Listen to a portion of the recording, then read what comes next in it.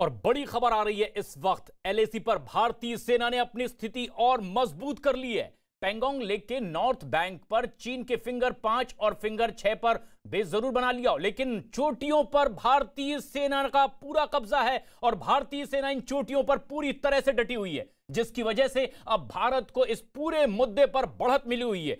ऊंचाई पर सेना की मौजूदगी से भारत का अपर हैंड है और चीन की सेना बैकफुट पर धकेली जा चुकी है।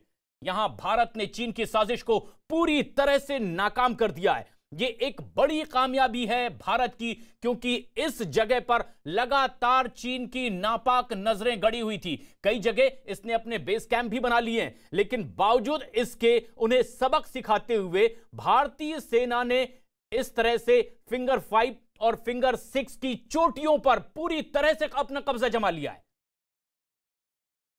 अब हम आपको विस्तार से समझाने की कोशिश करते हैं कि किस तरह के हालात लद्दाख के उस इलाके में हैं जहां चीन लगातार घुसपैठ की कोशिश करता रहा। ग्राफिक्स के जरिए आप पूरी जानकारी लीजिए। दरअसल पैंगोंग लेक का नॉर्थ बैंक 8 फिंगर में बटा हुआ है, फिंगर 1 से लेकर फिंगर 8 तक। इन फिंगर में फिंगर 4 तक भारत का पूरी तरह से कब्जा है और भारतीय सेना यहां पर डटी हुई है, जबकि फिंगर 5 के पास चीन ने अपनी नापाक हरकतों से यहां एक बेस कैंप बना लिया और इसी तरह से फिंगर 6 के पास भी चीन के बेस होने की खबर आ रही है। चीन की यहां बोर्ड भी तैनात थी, जिसे पिछले दिनों देखा भी गया था और तस्वीरों में भी आप देखकर इसे समझ सकते हैं किस तरह से चीन ने वहां तक दाखिल होने की कोशिश की जो उसके कब्जे की जमीन थी ही नहीं। अब चीन का यहां बेस कैंप देखने के बाद भारतीय सेना ने उन्हें पीछे धकेलने के लिए हरकत शुरू की और उसके साथ कई ऐसे कैंप जो चीन की ओर से बनाए गए थे वो यहां साफ तौर पर दिखाई दिए। 2 बोट भी पिछले दिनों दिखाई दी जो फिंगर 5 के पास में थी। एक लेक के पास में 2 ऐसी बोट लगातार दिखाई दी थी। हालांकि अब खबरें यह आ रही है कि भारतीय सेना जिस मुस्तैदी से डटी हुई है, इन बोटों की मूवमेंट अब इस इलाके में नहीं है। फिंगर 5 की चोटी ऊंची होने की वजह से इस इलाके में स्थिति भारत की मजबूत है और भारतीय सेना वहां तैनात है। भारतीय सेना के कैंप भी वहां पूरी मुस्तैदी से हैं और इसके अलावा आईटीबीपी का कैंप भी यहां पर है। भारत ने यहां पर सड़क भी बना लिया है और इसका काम लगातार जारी था। तस्वीरों में आप देख भी सकते हैं किस तरह से भारतीय सेना आगे बढ़ती चली गई, रोड आगे बढ़ाती रही और यह भारत की नीति भी थी, जिसे हम दुनिया के सामने जाहिर करते रहे कि अपने क्षेत्र में, अपनी धरती पर हम विकास तो करेंगे ही। और उसी कड़ी में सेना के आवागमन के लिए यह रास्ता बनता चला गया था चोटियों पर। लेकिन इस तरह की स्थिति नहीं थी, नापाक नीयत चीन की थी और तब आखिरकार भारतीय सेनाओं ने इन चोटियों पर कब्जा करना शुरू कर दिया आगे बढ़ते हुए। और जो जमीन वाकई हिंदुस्तान की थी वहां पर भारतीय सेना का कब्जा, और ऐसे में भारतीय सेना ने अपनी स्थिति मजबूत कर ली। साफ है कि चीन की सेना के पास पीछे हटने के अलावा अब कोई रास्ता नहीं बचा था, क्योंकि आईटीबीपी ने भी अपने कैंप लगा लिए और चोटी पर भारतीय सेना पूरी मुस्तैदी से काबिज। और अब हम आपको बताते हैं भारतीय सेना ने यह कामयाबी आखिर हासिल कैसे की और चीन को कैसे इस इलाके में मात दी गई है। पैंगोंग लेक के नॉर्थ बैंक पर फिंगर 5 पर नीचे चीन की मौजूदगी है, जो लगातार आगे बढ़ते हुए वो यहां तक दाखिल हो चुका था। भारतीय सेना फिंगर 6 पर नीचे चीन मौजूद है, लेकिन चोटी पर भारत का कब्जा है और भारतीय सेना पूरी मुस्तैदी से यहां काबिज है। ऐसे में नीचे मौजूद चीन के कैंप भारतीय सेना के निशाने पर बने हुए हैं और यही चीन की सबसे बड़ी तकलीफ की वजह भी है कि नीचे तो वो कब्जा करने में कामयाब हुआ था कुछ फिंगर तक, लेकिन चोटियों पर भारतीय जांबाज जवानों का कब्जा पूरी तरह से मौजूद। फिंगर 4 की चोटी पर भी भारतीय सेना मौजूद है, साथ ही साथ फिंगर 3 की चोटी पर भी भारतीय सेना मुस्तैदी से डटी हुई है। पैंगोंग लेक के साउथ बैंक पर ब्लैक टॉप पर भारतीय सेना का कब्जा है और वो लगातार बरकरार है। हालांकि इस पर बुरी नीयत चीन ने जरूर डाली थी, लेकिन चोटी से चीन के कैंप पर भारत की पैनी नजर अब चीन को परेशान किए हुए और भारतीय सेना के आगे चीन पूरी तरह से अब बेबस दिखाई दे रही है, क्योंकि ये तस्वीरें देखकर आप अंदाजा लगा सकते हैं कैसे आखिर भारत ने सही स्ट्रेटेजी के साथ आगे बढ़ते हुए चीन को मात दी है। फिंगर 5 के नीचे चीन तो पहुंचने की कामयाबी कोशिश करता रहा, लेकिन चोटी पर भारतीय सेना का कब्जा है और यही पूरी परेशानी की वजह। फिंगर 6 पर भी यही हालात, कमोबेश ऐसा ही दृश्य वहां भी। नीचे चीन अपनी पैठ बनाने की कोशिश में, लेकिन चोटी पर भारतीय सेना के जांबाज जवान मौजूद हैं। और फिंगर 4 की चोटी पर तो पूरी तरह से भारतीय सेना डटी हुई है। फिंगर 3 पर भी वही हालात, क्योंकि लगातार 1, 2, 3, 4, 5 फिंगर तक के भारतीय सेना ने चोटी पर अपना कब्जा जमाया हुआ है। ब्लैक टॉप भारतीय कब्जे में ही रहा था, लेकिन चीन की बुरी नीयत इस पर थी और धीरे धीरे जमीन पर आगे बढ़ते हुए वो इस पर कब्जा करने की कोशिश करता रहा।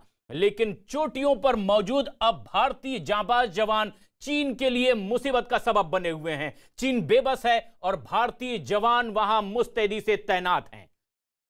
हमारे सहयोगी संदीप बोल लद्दाख में उसी जगह पर मौजूद हैं जहां पीछे दिखाई दे सकता है वो दृश्य, जहां बर्फ चोटियों पर भले ही जमी हुई हो, लेकिन तनातनी के बीच गर्मी का एहसास साफ तौर पर महसूस किया जा सकता है। और हमारे सहयोगी विजय उप्रेती, जो कि भारत चीन की उस सीमा पर मौजूद हैं उत्तराखंड में, जहां बुरी नजर चीन की थी, लेकिन अब भारत की नई स्ट्रेटेजी उसे परेशान किए हुए। ठीक इसी तरीके से अरुणाचल प्रदेश में भी मिंटू तामुल हमारे सहयोगी हैं, जहां अरुणाचल प्रदेश के 5 नौजवानों को उसने अगवा कर लिया था, आखिरकार मजबूर हुआ और भारतीय सेना को लौटाया। लेकिन लद्दाख का रुख करते हैं। संदीप, आपके पीछे वही चोटियां हम देख सकते हैं जिससे कुछ दूरी पर वो गर्माहट है भारतीय और चीनी सेना के बीच में, लेकिन जिस तरह से फिंगर 5 तक भारतीय सेना का पूरी तरह से कब्जा है, क्या अब इस स्ट्रेटेजी के आगे बेबस दिखाई दे रहा है चीन? क्या वहां के ताजा हालात? प्रशांत, देखिए, पहले से ही लग रहा था कि जो बातचीत होगी, बातचीत के बाद हो सकता है कि ज़मीन पे कुछ कुछ असर दिखेगा, कुछ सिम्टम नज़र आएंगे कि चीन जो है डिसंगेजमेंट के प्रोसेस को पूरा कर रहा है, लेकिन ऐसा नहीं है। अभी भी वहाँ पे स्थितियाँ वैसी ही बनी हुई है जहाँ पे भारतीय सेना, चाहे वो इस सदर्न बैंक ऑफ पेंगोंग हो, चाहे नॉर्दर्न इलाके में हो, वो उन्हीं जगह पे जो है वो तैनात है। क्योंकि हम लोग लेह से कुछ किलोमीटर आगे हैं, हम लोग कोशिश ज़रूर कर रहे थे आगे की तरफ बढ़ने की, लेकिन हम लोगों को आगे जाने नहीं दिया गया है। और विवादित जगह जो यहाँ से 150 से 200 किलोमीटर है, तो वहाँ पे अभी जो हम लोगों को खबर लग रही है कि वहाँ पे स्थितियाँ अभी भी वैसे ही तनावपूर्ण बनी हुई है। खास बात यह है कि ये तनाव जो है तभी कम हो सकता है जब कोर कमांडर स्तर की बैठक, जो कि बताया जा रहा है कि अगले हफ्ते होनी है, उसके बाद कोई फैसला लिया जा सकता है। क्योंकि अभी जो है स्टेटस को बना रखा है चाइना ने, जहाँ पे वो बैठा है वो वहीं पर ही बैठा हुआ है, भारत भी जहाँ पे मौजूद है वहीं पर ही है। लेकिन अपनी जो एडवांटेज पोस्ट है उसको हम लोगों ने अभी तक नहीं छोड़ा है, वो अभी तक वहीं लगातार बरकरार है। फिंगर 4 के टॉप पर जो है हम लोगों के अच्छे खासे पोस्ट हम लोगों ने तैयार कर लिए ताकि ऑब्जर्वेशन हम कर सके। हालांकि जब पहला डिसएंगेजमेंट का प्रोसेस शुरू हुआ था, उस वक्त जो है चाइना फिंगर 4 से फिंगर 5 तक गया था और वहीं पर ही वो आके डट गया है। तो नीचे भले ही उसकी बुरी नीयत दिखाई दे रही हो, लेकिन टॉप पर भारतीय जांबाज जवान मौजूद हैं और चीन इसी बात से परेशान है कि आखिर वो अपनी हरकत को नीचे बढ़ाए कैसे, जो अब वो नहीं कर पा रहा है। बेबसी है, लेकिन बेबसी चौतरफा देखी जा सकती है चीन की, क्योंकि उत्तराखंड में जिस तरह से बुरी नीयत चीन की महसूस की जा रही थी, उसके बाद अब भारतीय वायुसेना ने नई तैयारी की है। कुछ ऐसे एयरपोर्ट तैयार किए जाएंगे जो बेहद नजदीक होंगे उस सीमा से। हमारे सहयोगी विजय वर्धन उप्रेती भी इस वक्त हमसे सीधे जुड़ रहे हैं। विजय, किस तरह की तैयारी, क्योंकि मुख्यमंत्री ने भी साफ संकेत दिए हैं कि देश की सुरक्षा सर्वोपरि है, किस तरह से कदम और मजबूती से सीमा पर भारतीय सेना के वहां देख सकते हैं आप?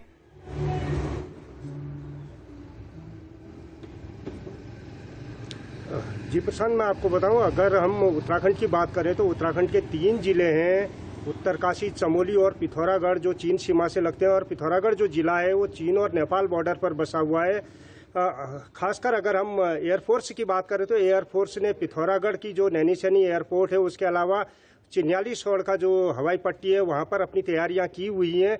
और बीते दिनों में जब से ये विवाद गहराया हुआ है, लद्दाख में जिस तरीके से तनाव बना हुआ है, पूरी तरीके से चौकस है। भारतीय सुरक्षा एजेंसियां लगातार फाइटर जेट लिपुलेख बॉर्डर तक जा रहा है और पूरे के पूरे बॉर्डर पर निगरानी रखी हुई है। हवाई निगरानी के अलावा जमीनी स्तर पर अगर हम बात करें तो जमीनी स्तर पर भी सेना, आईटीबीपी और एसएसबी पूरी तरीके से मुस्तैद है। और सबसे बड़ी बात यह है कि बीते दिनों 8 मई को धारचूला से लेकर लिपुलेख तक की जो सबसे महत्वपूर्ण सड़क है, तकरीबन 18,000 फीट की हाइट में भारत ने उस सड़क को जोड़ा है। तो उसके बाद सुरक्षा एजेंसियों के लिए और आसानी हो गई है कि चीन की दहलीज पर हमारी सेना वहां पर मौजूद है और लिपुलेख के चप्पे चप्पे पर पूरे के पूरे ड्रैगन की हरकतों पर वहां पर निगाह बनाए हुए हैं। जी, तो भारतीय वायुसेना अपनी गतिविधि और तेज कर रही है उत्तराखंड में, इसीलिए क्योंकि चीन की बुरी नजर उस इलाके में है। उत्तराखंड के मुख्यमंत्री से भी बातचीत की गई है, लेकिन जिस तरह से यह पूरा इलाका है, यहां अब बुरी नजर डालने वाले को चौतरफा घेरने की कोशिश, और भारत अब फ्रंट फुट पर है और बैक फुट पर चीन नजर आ रहा है।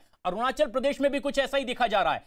मिंटू तामोली हमारे सहयोगी इस वक्त अरुणाचल प्रदेश से हमसे सीधे जुड़ रहे हैं। जिस तरह से 5 नौजवानों को अगवा किया गया था, मिंटू, आखिरकार क्यों मजबूर होना पड़ा चीन को और भारतीय सेना को उन जवानों को लौटाना पड़ा है?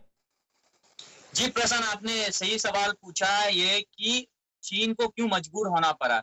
मजबूर होना पड़ेंगे क्योंकि उन्होंने इलीगली, जो कि यहाँ के लोग हैं, यहाँ के जो युवाएं हैं, जो जंगल, जो आदिवासी लोग हैं, जो पहाड़ी में शिकार करने जाते हैं या कुछ खेत के लिए काम के लिए जाते हैं, उनको अगवा करके लेके गया वहां पे। तो उनको मजबूर हुआ, चीन ने मना कर रहे थे, फिर भी हमने न्यूज 18 में, टीवी 18 नेटवर्क में हमने न्यूज खुलासा किया इसके बारे में। अरुणाचल से मैंने रिपोर्ट किया, उसके बाद चीन ने आपके 12 दिन के बाद उनको छोड़ दिया गया। लोग उनको अभी 14 दिन के क्वारंटाइन में रहेंगे वो। और एक बार प्रशांत में बोल देता हूँ आपको कि जैसे कि लद्दाख में जो टनल बन रहा है, इस तरह से अरुणाचल में सेला तवांग जिले के, जहाँ पे 1962 की जहाँ लड़ाई हुई थी, तो वहां पे टनल बन रहा है, जहाँ के टनल आपका more than 14,000 above sea level के जहाँ पे हो रहे हैं, वहां पे टनल बन रहे हैं अभी। उसके बाद और अरुणाचल प्रदेश के मेचुका 1962 में जहाँ चीनी ने घुस के आए थे हमारे टेरिटरी में, मेचुका, वहां पे मेचुका में आपको पता होगा, मेचुका बहुत ही आपका टूरिज्म सेक्टर के एक है। मेचुका में C-17 ग्लोबमास्टर लैंड किया है sir Prashant ji. C-17 Globemaster जो कि हैवी इक्विपमेंट्स लेके, टैंक लेके या बोफर्स लेके जा सकते हैं, C-17 ग्लोबमास्टर लैंड किया है वहां पे। उसके बाद पासीघाट के एयरपोर्ट, जहाँ पे एयरफील्ड है, वहां पे जो एडवांस लैंडिंग ग्राउंड बोलते हैं ALG, वहां पे सुकोई लैंड कर रहे हैं। ये 1962 वाला भारत नहीं है, नई भारत है। और चीन को ये तैयारी अब साफ देखी और महसूस की जा सकती है, और चीन भी कुछ ऐसा ही महसूस कर रहा है कि अब भारत की तरफ से प्रतिक्रिया वैसी नहीं होती है। अब फ्रंट फुट पर भारत है और इसी वजह से अब चीन को बैक फुट पर धकेला गया है, और चीन की यह मजबूरी भी थी कि वो पीछे हट जाए। तो चौतरफा घिरता नजर आ रहा है। चीन की बुरी नीयत अब ये नहीं कर पाएगी जो उसकी इच्छा थी, और भारतीय सेना अब पूरी तरह से तैयार भी है। लेकिन यह सबसे बड़ी और अहम खबर भी है कि जिस तरह से अलग अलग रास्ते तैयार किए जा रहे हैं भारत की सरजमी पर, वो अब सीमाओं को और ज्यादा मुस्तैदी से वहां जवान मौजूद होंगे। लेकिन ये तस्वीरें आप देखिए किस तरह से उत्तराखंड में अब भारतीय वायुसेना अपने कदम आगे बढ़ाती हुई, क्योंकि यहां एयर डिफेंस रडार लगने वाले हैं। मुख्यमंत्री से बातचीत हो चुकी है, उन्होंने यह कह दिया है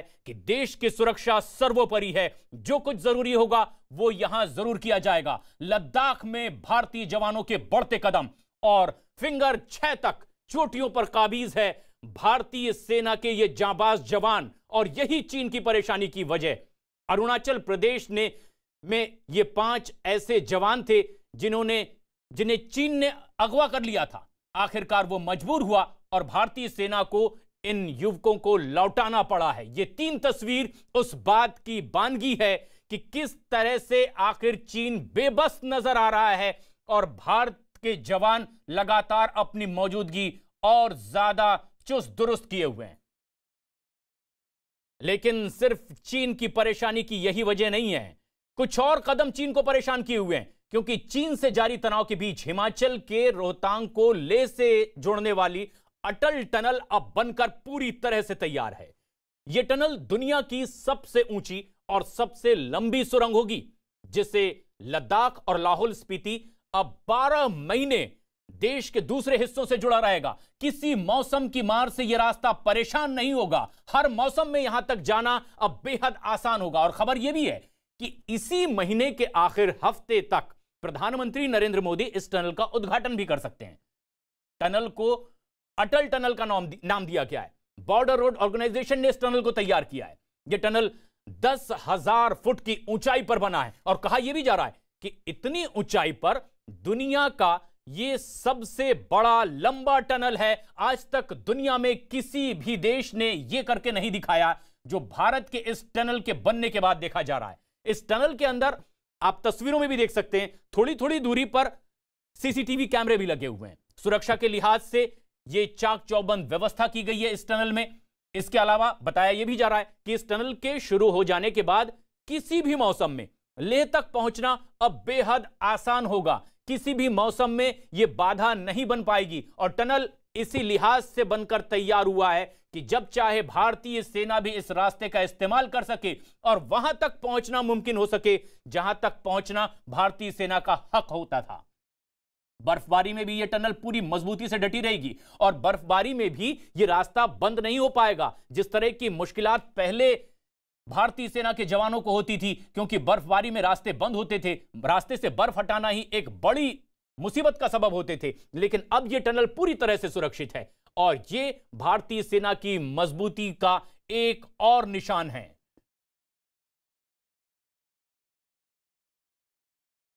ये काफ़ी महत्वपूर्ण टनल है क्योंकि एक तो 10,000 फीट के एल्टीट्यूड पर है और रोहतांग पास के नीचे बनाई गई है। रोहतांग पास में हैवी स्नोफॉल होने के कारण और एवलांच एक्टिविटी होने के कारण ये रोड करीब करीब 6 महीने जो है के लिए कट ऑफ हो जाती थी और वहाँ उस क्षेत्र के लोग जो हैं 6 महीने तक पूरे देश से कट ऑफ हो जाते थे। अब ये जो है उनको 12 महीने की लाहौल स्पीति को कनेक्टिविटी मिलेगी, तो इस पॉइंट ऑफ व्यू से बहुत इंपॉर्टेंट है। प्लस जो हमारा ले जाने का रास्ता है आगे मनाली से सरचू से हम ले जाते हैं, उस रूट में कुल 4 पास थे, 4 में से रोहतांग पास एक है, इसके अंदर टनल बन गई। और लद्दाख में जहां गहमा गहमी बनी हुई है, हमारे सहयोगी संदीप बुल लगातार वहां पर अपनी पैनी नजर गड़ाए हुए हैं कि आखिर क्या कुछ हो रहा है यहां पर। एसडीजीपी खुद बता रहे हैं संदीप कि साल में 6 महीने रास्ता बंद होता था, यानी कितनी बड़ी मुसीबत होती थी भारतीय जवानों को वहां पहुंचने के लिए जो इनके हक की जमीन थी, जिस सुरक्षा के लिए उन्हें सीमा तक पहुंचना होता था। लेकिन क्या और इसके मायने हैं इस टनल के शुरू हो जाने पर, कितनी बड़ी कामयाबी इसे माना जाएगा और आखिर क्यों? देखिए प्रशांत, अगर मैं इस पूरे टेरेन की बात करूं, जहां जो ये लगातार सरचू तक जो एक रोड जा रही है जो कि सीधा लेह तक आती है, उसमें रोहतांग टनल सबसे पहले पड़ता है जो कि मनाली से निकलते ही है।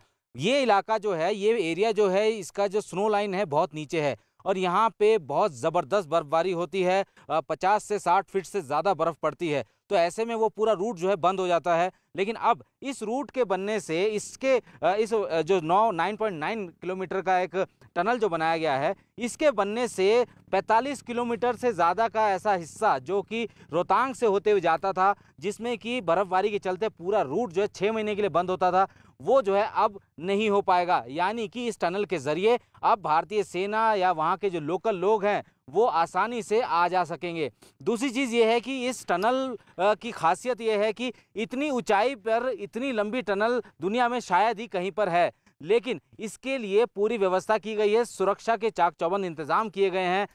हर 1 किलोमीटर पे जो है बाकायदा एक स्पीडोमीटर लगा हुआ है, कैमरा लगे हुए हैं। साथ ही सबसे महत्वपूर्ण होता है किसी भी टनल पे कि एस्केप टनल कहाँ है, लेकिन इसकी एस्केप टनल जो है वो किसी टनल के साइड में नहीं है। नॉर्मली क्या होता है, जब भी आप टनल को बोर करते हैं तो साथ में ही उसके एक और रास्ता निकलता है जिसको कि आप जो है एस्केप टनल के तौर पर जानते हैं। लेकिन इस टनल में पहली बार हिंदुस्तान में शायद ऐसा है कि इस टनल में एस्केप टनल रोड के नीचे है, यानी कि अगर ऊपर किसी भी तरीके की कोई ऐसी दिक्कतें होती हैं तो आसानी से उस जगह से यात्रियों को लेकर या कॉन्वॉय को लेकर आप जो है पैदल जो है उस एस्केप टनल के जरिए बाहर आ सकते हैं।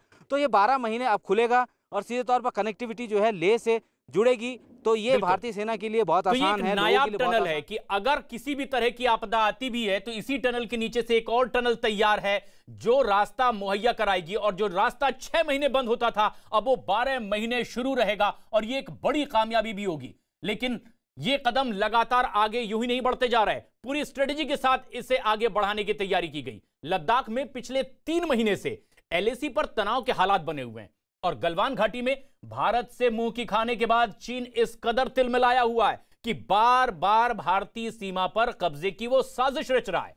लेकिन चीन इस बात को लगातार भूल रहा है कि वो जो भी कुछ सोच रहा है उसकी उसे बहुत भारी कीमत भी चुकानी पड़ सकती है, क्योंकि ना तो भारत अब वो पहले वाला भारत है और ना ही भारत के पास किसी तरह के संसाधनों की कोई कमी है। और इतना ही नहीं, जिस सर्दी वाली साजिश को लेकर के चीन लगातार भारत को धमकी देता रहा है, चीन को उसी साजिश का जवाब देने की तैयारी भी अब भारत पहले से ही कर चुका है।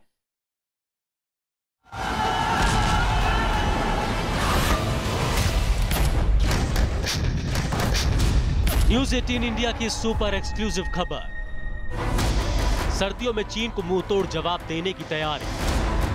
20,000 फीट की ऊंचाई पर कांप उठेगी चीनी सेना। ग्राउंड जीरो से इस वक्त न्यूज़ 18 के पास बहुत बड़ी खबर आ रही है। चीन के किसी भी चुनौती का जवाब देने के लिए भारतीय सैनिकों ने अपनी तैयारी पूरी कर ली है। इतना ही नहीं, भारतीय सेना लद्दाख सेक्टर में आने वाली कड़कड़ाती सर्दियों के लिए भी पूरी तरह से तैयार है। सूत्रों के हवाले से बड़ी खबर यही है कि चीन की हर चाल का जवाब देने के लिए भारतीय फौज ने एड़ी चोटी का जोर लगा दिया। हर हालात का मुकाबला करने के लिए एलएसी पर भारतीय जांबाज तैनात। सर्दी से मुकाबला करने के लिए 35,000 जवानों की तैनाती। भारत की अनुभवी फौज चीन के सैनिकों को करेगी चित। जिन बर्फीले इलाकों के लिए चीन अपने सैनिकों को तैयार कर रहा है, उन इलाकों में भारतीय सैनिकों के हुनर का कोई मुकाबला नहीं है।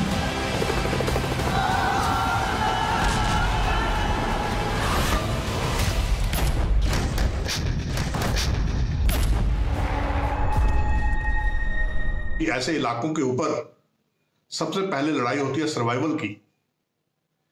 जो सेना वहां पर सर्वाइवल की लड़ाई जीत जाएगी, वही सेना वहां पर टिक सकती है। चीनी सेना ने अभी तक कभी भी ऐसी ऊंचाई वाली पहाड़ियां नहीं देखी हैं। वहां पर लड़ना तो क्या, उन्होंने युद्ध अभ्यास भी बहुत कम किए होंगे ऐसी ऊंचाइयों के ऊपर। खासकर सियाचिन, यहां कहते हैं ओनली ईगल्स डेयर। बहुत ही दृढ़ शक्ति और फौलादी तन और मन वाले सैनिक ऐसी जगहों पर जी सकते हैं, जिसके लिए भारतीय सेना अपने सैनिकों को तैयार करती है।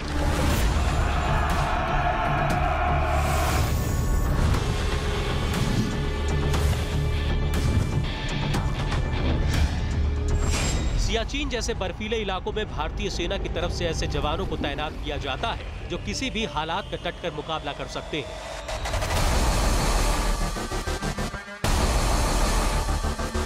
ये जवान दिमागी तौर पर इतने मजबूत होते हैं कि किसी भी तरह के हालात इनका मनोबल नहीं तोड़ सकते। एलएसी पर तनाव के बीच न्यूज़ 18 की टीम ग्राउंड जीरो से आपको पल पल की खबरें दे रही है। और सूत्रों के मुताबिक इस वक्त की सबसे बड़ी खबर यही आ रही है कि जो चीन पूरी सर्दियों में भारत के खिलाफ डटे रहने की बात कह रहा है, भारत ने इसी चीन को सबक सिखाने के लिए जांबाजों की एक ऐसी टोली तैयार की है जो कि अपने अनुभव और रणकौशल के चलते चीन के किसी भी मंसूबे को आसानी से ध्वस्त करने के लिए तैयार है। इसके ठीक उलट चीन की पीपल्स लिबरेशन आर्मी ने पूर्वी लद्दाख में जिन सैनिकों की तैनाती की है, वो चीन के अनिवार्य भर्ती कार्यक्रम के तहत सिर्फ 2 से 3 साल के लिए सेना में आए।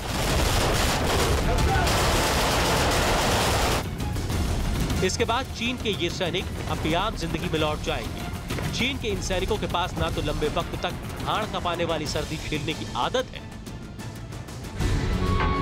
और ना ही भारतीय सैनिकों के मुकाबले चीन के सैनिकों का मनोबल ही मजबूत है। और सियाचिन जैसे इलाके में जहां प्रचंड सर्दी पड़ती है, वहां सैनिकों का हुनर और मनोबल ही सबसे ज्यादा काम आता है।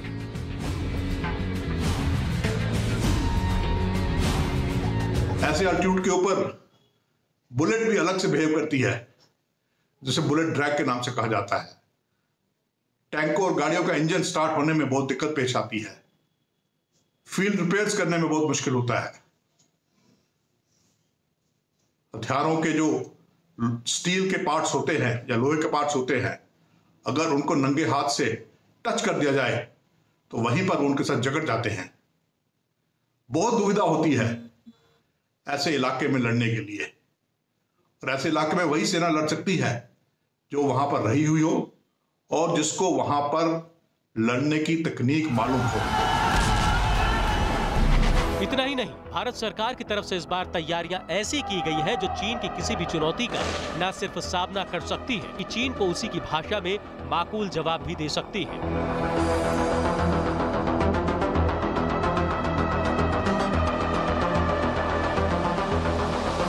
ग्राउंड जीरो से एक बड़ी खबर यह भी आ रही है कि सभी सैनिकों को प्रचंड ठंड से बचने के लिए पोर्टेबल केबिन दिए गए हैं। जिन सैनिकों के लिए बंदोबस्त कराए गए हैं वो इससे पहले पूर्वी लद्दाख और सियाचिन में भी तैनात रह चुके हैं। इन सैनिकों को लंबे समय तक ठंड में डटे रहने का अनुभव है और ये मानसिक और शारीरिक तौर पर पूरी तरह से तैयार हैं। दरअसल भारतीय जाबाजों को ऐसे हालातों से मुकाबला करने की ट्रेनिंग दी जाती है हाई एल्टीट्यूड वॉरफेयर स्कूल में। इन जवानों के सामने 11 हफ्ते की ट्रेनिंग का लक्ष्य रखा जाता है। ट्रेनिंग के लिए इन 77 दिनों में इन्हें बेहद कठिन मुसीबतों को पार करना होता है, जिनमें से 49 दिन इन जवानों को बेसिक ट्रेनिंग दी जाती है, जबकि बचे हुए 28 दिन इन्हें एडवांस ट्रेनिंग दी जाती है। हौज की ट्रेनिंग उन जवानों के लिए होती है जिन्हें भविष्य में सबसे ऊंचे और सबसे दुर्गम रण क्षेत्र में तैनात किया जाता है। इस माहौल में ढलने के लिए न सिर्फ समय बल्कि विज्ञान भी लगता है।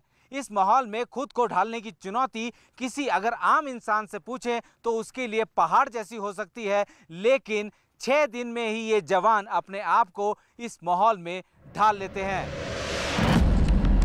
इन जवानों को पहाड़ों पर बहने वाली नदी की धाराओं को भी पार करना होता है।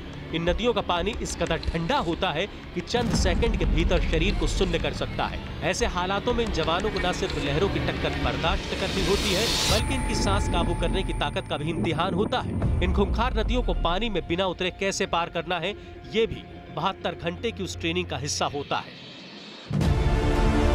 इस दौरान इन्हें दोनों किनारों पर बंधी रस्सी के जरिए नदी को कुछ इस तरह से पार करना होता है। बैटल लोड के साथ ये लक्ष्य महज 15 मिनट के भीतर पार किया जाता है। ये ट्रेनिंग का एक ऐसा दौर होता है जिसमें इन्हें अपने शरीर की पूरी ताकत का सही तरीके से इस्तेमाल करना होता है। ट्रेनिंग के आखिरी दौर से पहले वो वक्त आता है जब इन्हें बर्फीले इलाकों में अपनी शारीरिक ताकत और सहनशीलता की परीक्षा देनी होती है। ये स्नो क्राफ्ट है।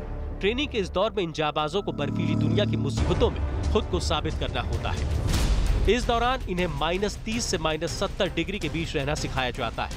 ये देखा जाता है कि एक जवान कितनी देर तक इस तापमान को बर्दाश्त कर सकता है। इसी पड़ाव में ये जवान मेटल स्पाइक्स यानी धातु के कांटेदार जूतों के साथ पहाड़ों पर चढ़ना सीखते हैं। इतना ही नहीं, ट्रेनिंग के इस दौर में इन्हें 13,000 फीट की ऊंचाई तक पहुंचना होता है। जाहिर है भारत के पास न सिर्फ युद्ध का लंबा अनुभव है, बल्कि भारत के जाबाजों की ट्रेनिंग भी ऐसे माहौल में होती है जहां उनका सामना कुदरत के सबसे बेरहम चेहरे से कराया जाता है। यही वजह है कि अगर चीन इस बार भारत को 1962 वाला भारत समझने की भूल करेगा तो उसकी क्या हालत होगी ये वो सोच भी नहीं सकता। भारत अपनी सेनाएं सियाचिन में रखता है। किस प्रकार भारत अपनी सेनाएं कारगिल की बर्फीली चोटियों पर रखता है, किस प्रकार हमारे सैनिक वहां पर दृढ़ रहकर दुश्मन का मुकाबला करते हैं और किस प्रकार हमारे सैनिकों ने न सिर्फ सियाचिन जीता था बल्कि कारगिल की ऊंची पहाड़ियों के ऊपर भी दुश्मन को हराकर पहाड़ियों को वापस लिया था। ये सारी चीजें साफ जाहिर करती हैं कि अगर आज चशूल के इलाके में या पांगसो के इलाके में या ईस्टर्न लद्दाख में उन ऊंची पहाड़ियों के ऊपर, उन ऊंची बर्फीली सर्दीली पहाड़ियों के ऊपर अगर लड़ाई होती है तो पलड़ा यकीनन भारतीय सेना का भारी होगा। इतना ही नहीं, वैश्विक तौर पर कई देशों से घिरा चीन अगर आने वाली सर्दियों में भारत के खिलाफ युद्ध की आग को भड़काता है तो भारत के साथ उसे अमेरिका, ब्रिटेन, फ्रांस, ऑस्ट्रेलिया और जापान जैसे देशों के भी कड़े विरोध का सामना करना पड़ सकता है। और अगर ऐसा हुआ तो चीन एक ऐसे अंजाम से गुजरेगा जिसकी कीमत चीन में आने वाली पीढ़ियों तक को चुकानी पड़ सकती है। और इस बीच एक बड़ी खबर भी आ रही है। एलएसी पर तनाव के बीच भारत ने आगे बढ़ने की रणनीति भी अब तैयार कर ली है।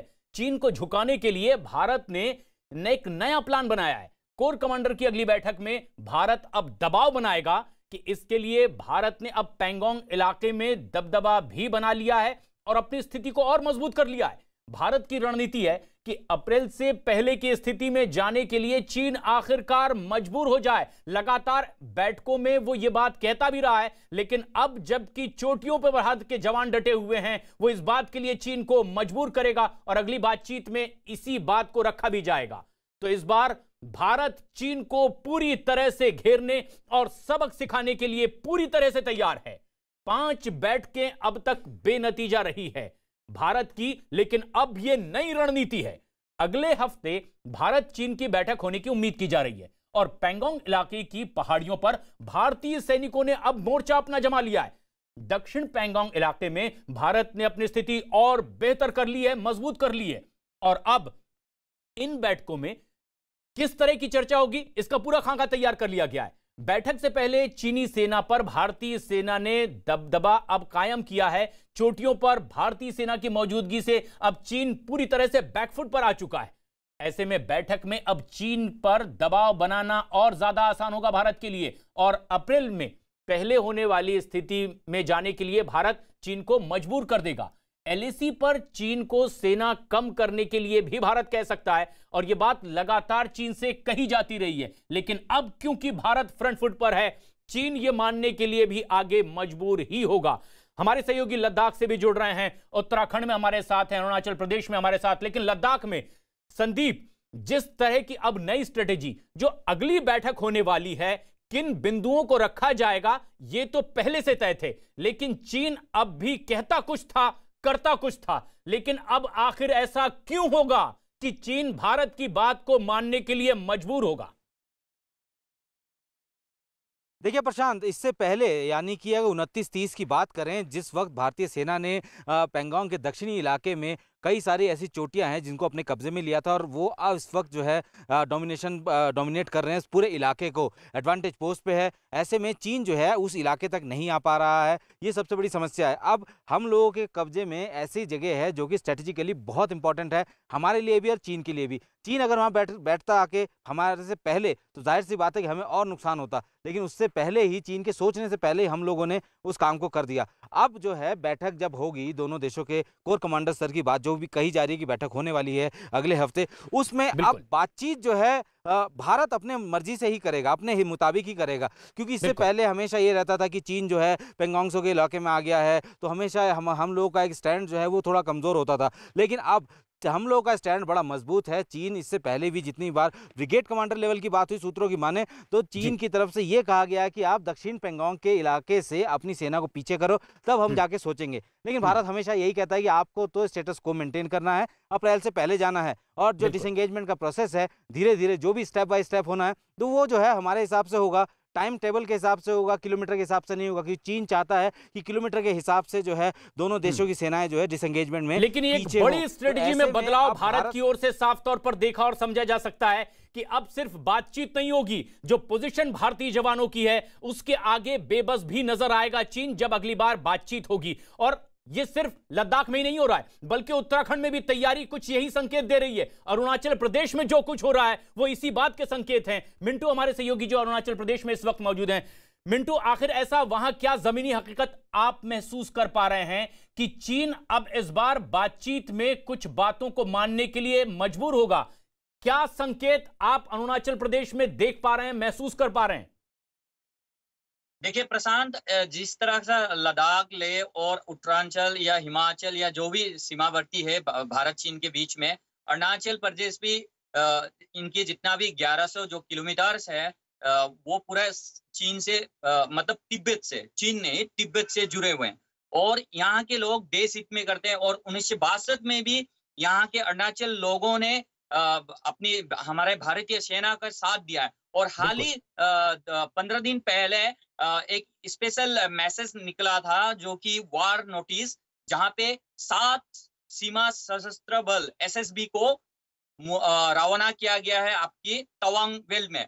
और एक बात बोलूं मैं, जिस तरह से लद्दाख में जो टनल बन रहा है, इस तरह अरुणाचल प्रदेश के सेला पास में भी बन रहा है। जो तवांग जहां आपकी जो सेला पास 1400 कितना एबोव सी लेवल पे है, तो वहां टनल बन रहा है अभी। कुछ ही दिन ये पहले बड़ी स्ट्रेटेजिक बदलाव और ये तैयारी है भारत की ओर से कि अब वो बात नहीं रहेगी कि हम उसकी सिर्फ कोशिश करते रहेंगे और बातचीत करेंगे। आखिर बातचीत करने और बात को मानने के लिए चीन क्यों मजबूर होगा, उसकी तैयारी भी बेहद जरूरी थी और यही इन दिनों देखा भी जा रहा है। उत्तराखंड में भी कुछ ऐसे ही आसार देखे जा रहे हैं, क्योंकि अब उत्तराखंड में भारतीय एयरफोर्स ने अपने कदम आगे बढ़ाने की तैयारी कर ली है। किस तरह की विजय तैयारी यहां आप देख और महसूस कर पाते हैं, जिसका असर आगे होने वाली बैठकों में साफ तौर पर देखा जा सकेगा? बताया आपको कि मेचुका सेक्टर, जहां से मेचुका से एरियल डिस्टेंस चाइना के सिर्फ 20 किलोमीटर से एरियल डिस्टेंस, जहां पे C-17 ग्लोबमास्टर इन तीनों जिलों में थल सेना के अलावा वायुसेना पूरी तरीके से अलर्ट मोड में नजर आई है। मैं आपको बताऊं कि जो बीते तकरीबन हफ्ते भर से इस इलाके में जो लड़ाकू विमान है वो लगातार बॉर्डर के इलाकों तक जा रहे हैं। चीन को अपनी ताकत का एहसास भारतीय लड़ाकू विमान लगातार करा रहे हैं। उसके अलावा जमीनी स्तर पर जो भी हमारा उत्तरकाशी, चमोली और पिथौरागढ़ का जो बॉर्डर है, खासकर सबसे संवेदनशील जो बॉर्डर है वो लिपुलेख का बॉर्डर माना जाता है, क्योंकि लिपुलेख के बॉर्डर के रास्ते ही कैलाश मानसरोवर यात्रा भी हर साल होती है। तो उस बॉर्डर पर भारतीय सेना सबसे ज्यादा चौकस है और सबसे बड़ी बात भारतीय सेना के लिहाज से ये है कि वो बॉर्डर जो तकरीबन 18,000 फीट की हाइट पे है, उस बॉर्डर पे रोड कनेक्टिविटी भारत की ओर से है और भारतीय जवान लिपुलेख तक, एकदम चीन की दहलीज तक उस रोड के माध्यम से जा सकते हैं। तो एक तरीके से ये कह सकते हैं पूरा अलर्ट मोड में चिनूक हेलीकॉप्टर के जरिए बॉर्डर पर जो साजो सामान है वो पहुंचाए जा रहे हैं। सेना के जवान, ITBP के जवान और SSB के जवानों को जो भी जरूरतें हैं वो पूरी की जा रही है। और अब थोड़ा दिक्कत ये है कि उस हिसाब से भी यहाँ पर सेना प्लान कर रही है, क्योंकि अब बरसात का सीजन खत्म हो गया, सर्दी का सीजन आना है। तो आप समझ सकते हैं कि 18,000 फीट की हाइट में कई तरीके की ऊंचाई पर किस तरह से भारतीय जवान अब मुस्तैद होंगे, उसकी पूरी तैयारी कर ली गई है। और न सिर्फ एक मोर्चे पर, सिर्फ लद्दाख से, बल्कि उत्तराखंड में और अरुणाचल प्रदेश में भी इस तरह से घेराबंदी शुरू कर दी गई है। और इसीलिए अब भारतीय सेना फ्रंट फुट पर नजर आ रही है LAC के मुद्दे पर, और चीन आखिर घुटने टेकने को मजबूर दिखाई दे रहा है। आप लगातार नजर बनाए रखें, अपडेट्स आपसे लेंगे, लेकिन तैयारी भारतीय सेना की भी लगातार जारी है।